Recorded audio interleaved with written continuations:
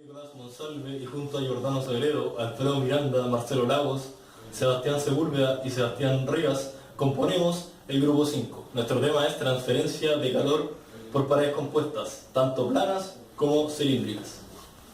Bueno, ahora explicaremos la transferencia de calor y mecanismo a utilizar en nuestro tema. La transferencia de calor es el paso de energía térmica desde un cuerpo de mayor temperatura a otro de menor temperatura.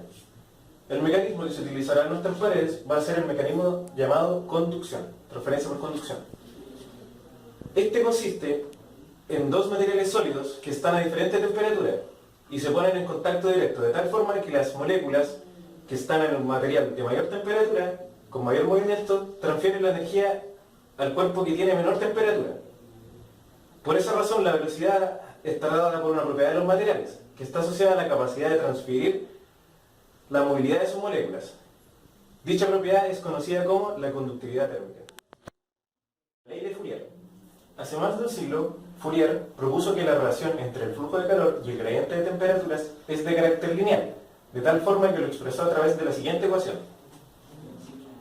donde Q es el flujo de calor, K la conductividad térmica del material, A es el área transversal al flujo de calor, delta T es la diferencia de temperatura y L es el espesor de la pared. Por otra parte, el flujo de calor puede entrar o salir del sólido, por lo tanto es necesario que exista un sistema de referencia para distinguir los dos casos. Se crea entonces un sistema de referencia, donde el flujo de calor va a ser positivo si lleva el sentido del eje X, como muestra la siguiente figura. Bueno, la ley de Fourier fue explicada para ser aplicada en la transferencia de calor a través de paredes. Cabe señalar que existen dos tipos de paredes: las paredes homogéneas, que constan de un solo material, y las paredes compuestas, como su nombre lo dice, que están compuestas por varios materiales, como es en nuestro caso y el que nos interesa. Si el calor es propagado a través de varias paredes, es decir, múltiples capas, y en buen contacto térmico, el análisis del flujo de calor en estado estacionario a través de todas las secciones tiene que ser el mismo. Como se puede observar acá, ¿cierto?, la línea de flujo de calor es la misma para todas nuestras paredes. Por lo tanto, el flujo de calor es el mismo en todas las capas. Eso sí, cabe destacar que la ecuación de flujo de calor para las diferentes paredes de diferentes materiales, ¿cierto?, no es la misma, como vamos a observar acá. Tenemos la Q1, que es el flujo de calor para la pared del primer material, donde K1 es su constante de conductividad térmica y delta T1 es la diferencia de temperatura que existe en esta pared, y el delta L1 es el espesor. Para nuestras siguientes ecuaciones, K2 es la conductividad térmica del segundo material y K3 la del tercero, y así sucesivamente ocurre lo mismo con las temperaturas. Destacaremos que el flujo de calor a través de todas las capas es el mismo, como se señala acá. Vamos a escribir ahora las ecuaciones en términos de sus resistencias térmicas. Si nos fijamos acá, la resistencia térmica de nuestra primera capa es el espesor de nuestra pared sobre su constante térmica y el área. Lo mismo ocurre para todos los casos de las otras capas. El espesor de la siguiente capa y su conductividad térmica asociada dan como resultado la resistencia térmica de esta pared. Podemos anotar una ecuación general para todo el flujo, la cual es la siguiente, donde tenemos la diferencia de temperaturas que existían en el inicio y en el fin de nuestra pared, de diferentes capas, y la resistencia total. Ahora vamos a despejar nuestras ecuaciones. Las fórmulas ya despejadas, multiplicamos por la resistencia térmica a cada lado de nuestra ecuación, dándolo como resultado cada una de estas. Si las sumamos todas, vamos a llegar a la siguiente ecuación, que relaciona el flujo de calor con sus resistencias y la diferencia de temperatura en los extremos de las paredes.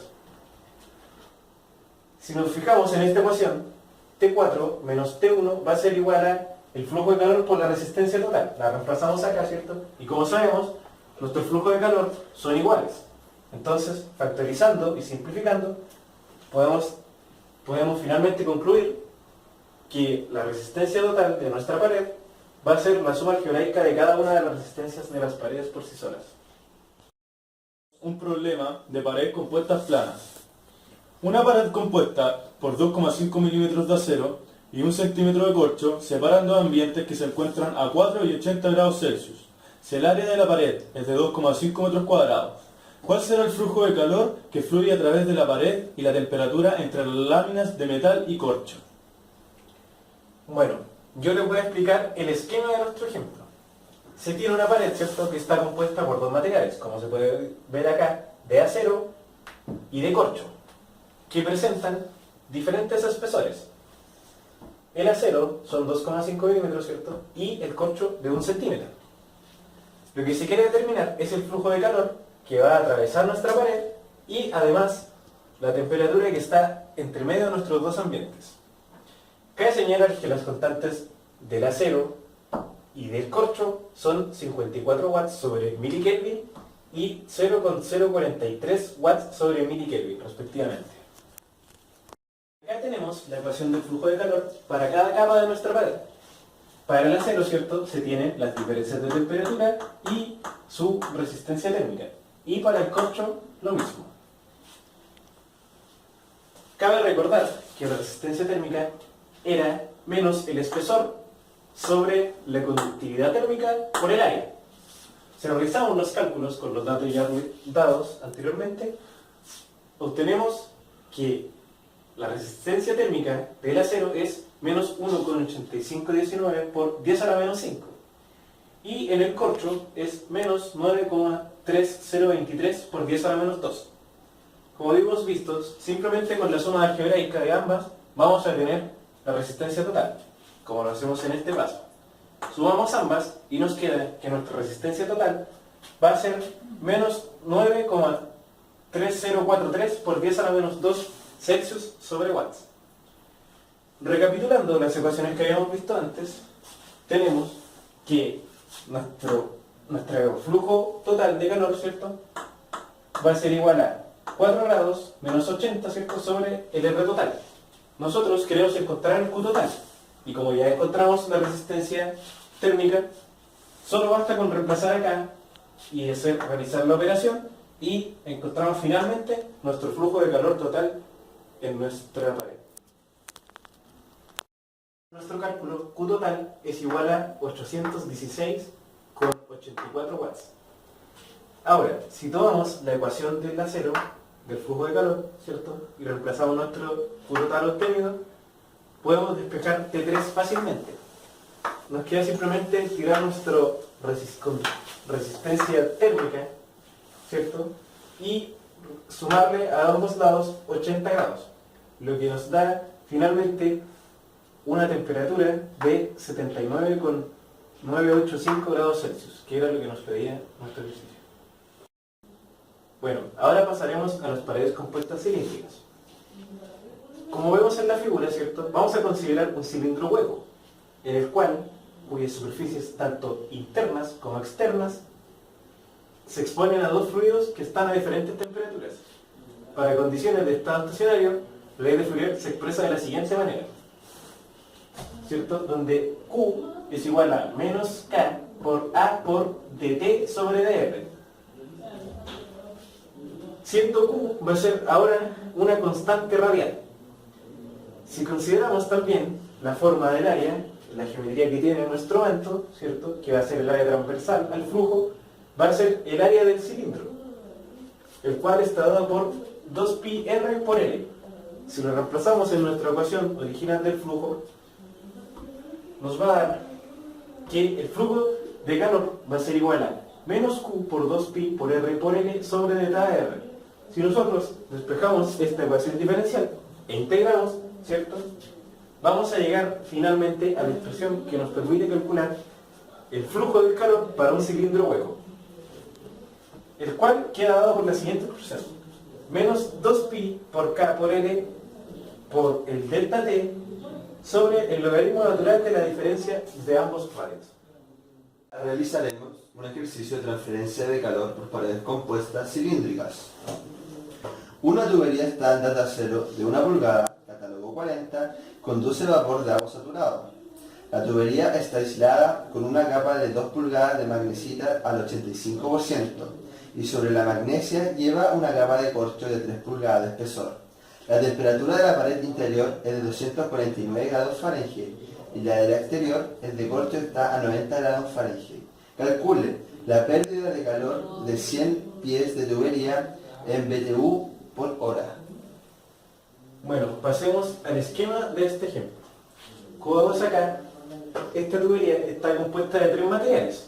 Por el exterior está el corcho, por el centro tiene la magnesita y finalmente, más al interior, tiene el acero, constando de 4 radios en total. 2 de los radios los vimos en una tabla, fueron obtenidos de una tabla, que es el radio 0 y el radio 1. ¿Por qué? Por el catálogo 40, ese es el dato que nos dan. Luego, a través de estas relaciones matemáticas, pudimos obtener el radio 2 y el radio 3. Ahora, si se realiza un balance de calor entre el interior y el exterior, nos quedará la siguiente ecuación para el flujo de calor. El flujo de calor es igual a el flujo de temperatura total, ¿cierto?, sobre el delta de la resistencia total. O más bien, sería la temperatura del interior menos la temperatura del exterior sobre la suma de cada resistencia térmica de los materiales. Bueno, como habíamos visto anteriormente cuando expliqué la teoría, las resistencias se van a calcular de la siguiente forma, como el logaritmo natural de los radios sobre los que está comprendido el material, dividido su área y por su constante de conductividad térmica. Obteniendo así para cada material, ¿cierto? Antes se me olvidó decirles que las constantes de conductividad térmica fueron dadas en BTU sobre hora por pie y por grados Fahrenheit. Recapitulando entonces, si calculamos todas las resistencias y las sumamos, reemplazamos en nuestra ecuación original, donde la temperatura del interior y el exterior fueron dadas en el enunciado del problema. Están acá. Reemplazando todos nuestros datos, obtenemos finalmente que la pérdida de calor en 100 pies de tubería en BTU por hora es de 15 por 10 a la 3 BTU sobre hora. Bueno, y antes de despedirme, quiero recalcar que he cometido un error al leer el resultado final. Lo voy a corregir. El resultado final no era 15, sino que era 1,5 por 10 a la 3 BTU sobre hora. Y eso ha sido todo por ahora, amigos. Espero que les haya gustado nuestro tema y gracias. Que estén bien.